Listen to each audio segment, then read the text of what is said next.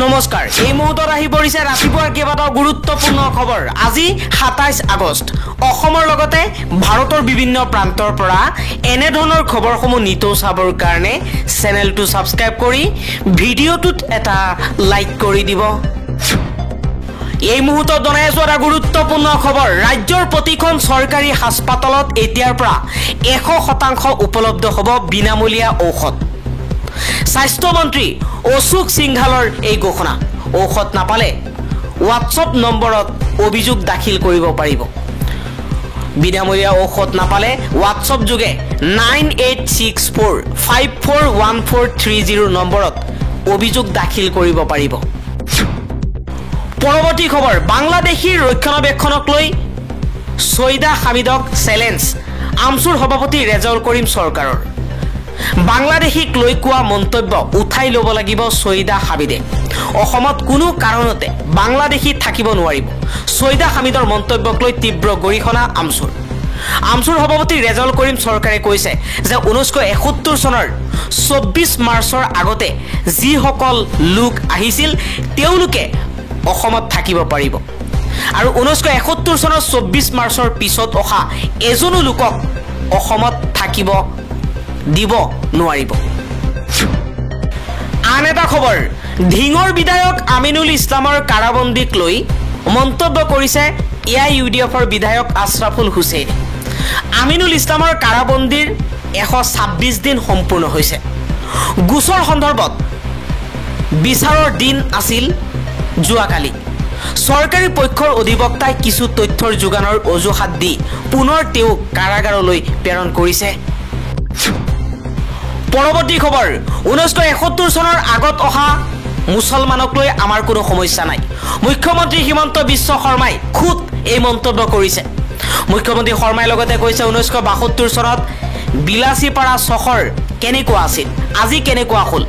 ধুবুৰী কেনেকুৱা আছিল আজি কেনেকুৱা হ'ল 1971 চনৰ আগত অহা সকলৰ সৈতে আমাৰ কোনো সমস্যা নাই তেওঁলোক ভাৰতীয় বুলি সকলোৱে জানে বৰ্তমানেও ঘুমাই থকা মানুহখিনিক মিয়া মানুহখিনিয়েও ঘুমাব দিব নালাগে আন এটা খবৰ বিটিআৰ নিৰ্বাচনৰ দিন ঘোষণা কৰা হৈছে 22 ছেপ্টেম্বৰত অনুষ্ঠিত হ'ব বিটিআৰত ভোট গ্ৰহণ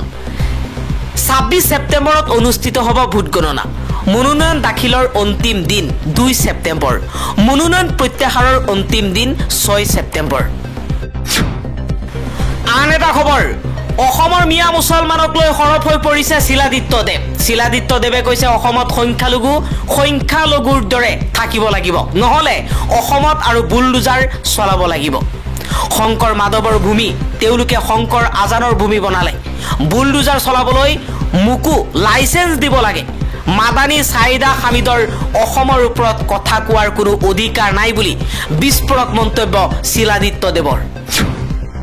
আন এটা খবৰ কোনো কাৰণতে বাংলাদেশীক থাকিবলৈ দিয়া নহব বাংলাদেশীক ৰক্ষণাবেক্ষণ দিবলৈ দিল্লীৰ কনষ্টিটিউশ্যন ক্লাবত সৈয়দা হামিদৰ সভা অনুষ্ঠিত হৈছিল আৰু সেই সভাতেই অথন্তৰ হৈছে উচ্ছেদক সমৰ্থন কৰি বহু মুছলমানৰ প্ৰতিবাদ আমছু এবিএমছুৰ উপস্থিতিতেই উত্তপ্ত পৰিস্থিতিৰ সৃষ্টি হৈছে মুছলমান লোকে কৈছে যে ভাৰতবৰ্ষত অবৈধ বাংলাদেশীক আমি থাকিবলৈ নিদিও কিছুমান দুষ্ট চক্ৰই সাম্প্ৰদায়িক সংঘৰ্ষ লগাবলৈ চেষ্টা কৰিছে কিন্তু আমি সেয়া হ'বলৈ নিদিও কনষ্টিটিউশ্যন ক্লাবত সৈয়দা হামিদৰ সভাত অথন্তৰ পৰৱৰ্তী খবৰ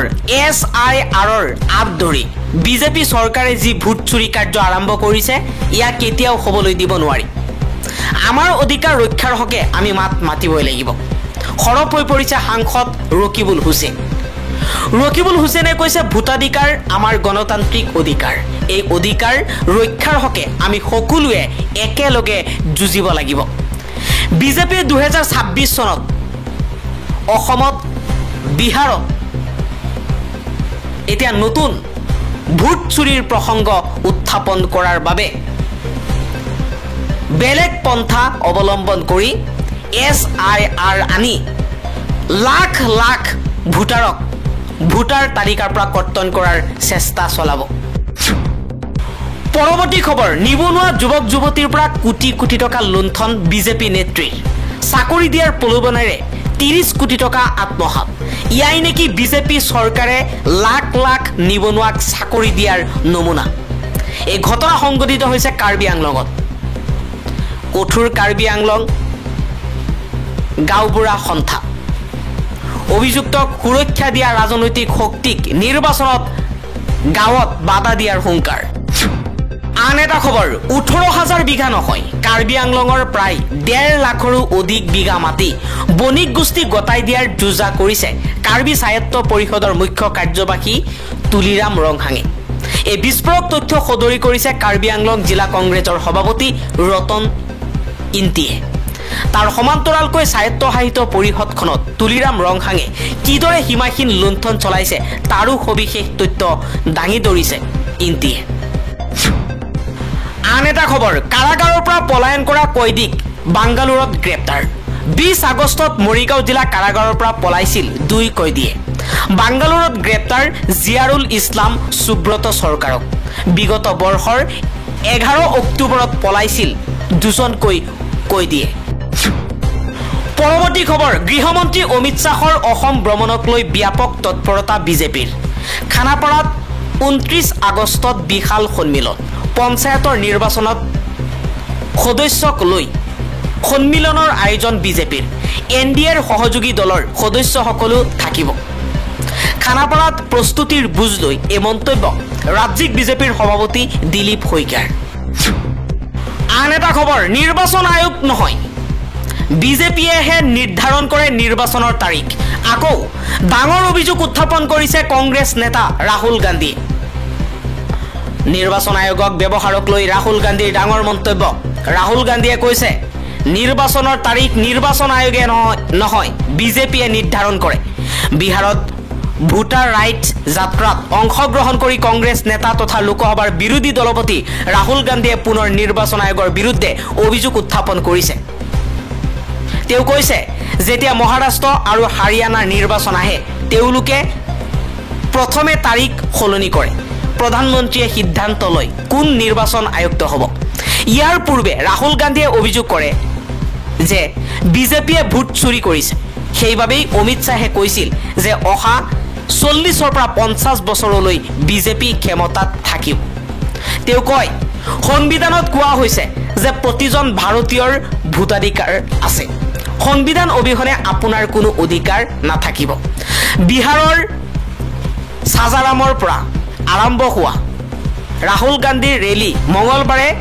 মধুবনীত উপস্থিত হয় য'ত বিকাশশীল ইনসান পাৰ্টিৰ প্ৰতিষ্ঠাপক মুকেশ সাহনিও উপস্থিত থাকে পৰৱৰ্তী খবৰ বিজেপি চৰকাৰে 10 বছৰ ক্ষমতাত থকাৰ পিছতো অনুপ্ৰৱেশকাৰী আহিয়েই আছে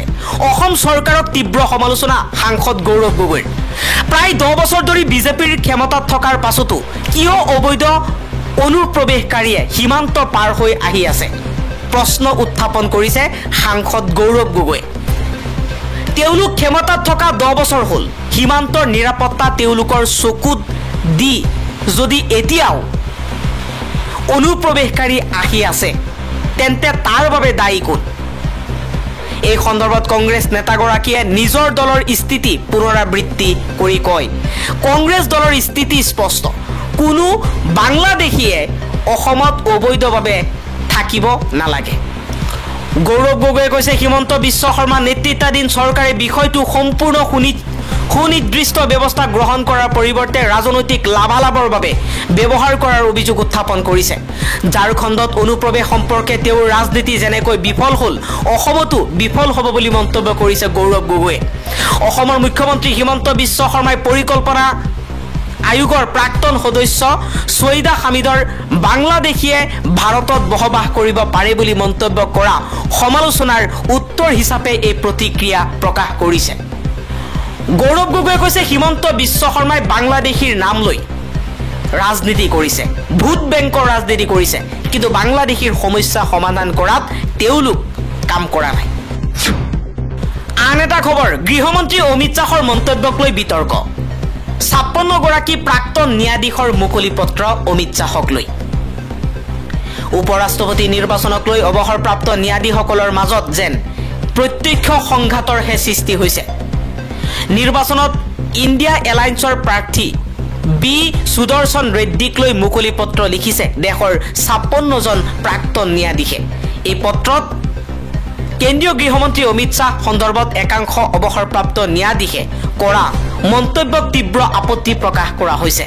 ৰাজনৈতিক বক্তব্যৰ দ্বাৰা ন্যায়পালিকাৰ মৰ্যাদাৰ ক্ষতি হোৱা বুলিও এই পত্ৰখনত উল্লেখ কৰিছে। এই মুকলি পত্ৰখন দেশৰ 56গৰাকী প্ৰাক্তন ন্যায়াধীশে স্বাক্ষৰ কৰিছে। ইয়াৰ ভিতৰত আছে প্ৰাক্তন মুখ্য ন্যায়াধীশ পি সদাশিৱম, ৰঞ্জন গগৈ আৰু উচ্চতম ন্যায়ালয়ৰ লগতে উচ্চ ন্যায়ালয়ৰ বহু প্ৰাক্তন ন্যায়াধীশ।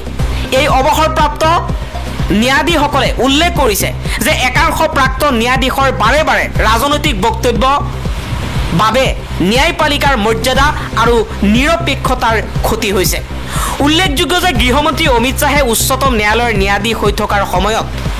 বিৰোধীৰ উপ ৰাষ্ট্ৰপতি পদৰ প্ৰাৰ্থী সুদৰ্শন ৰেড্ডীয়ে চালোৱা জুডুমৰ সন্দৰ্ভত দিয়া সিদ্ধান্ত সন্দৰ্ভত মন্তব্য কৰিছিল। অমিত শ্বাহে কৈছিল যে প্ৰাক্তন ন্যায়াধীশ সুদৰ্শন ৰেড্ডী সেই একেজন ব্যক্তি যিয়ে নক্সালবাদক সহায় কৰিছিল, নহ'লে 2020 চনৰ ভিতৰত নক্সালবাদীৰ অন্ত হ'লহেঁতেন।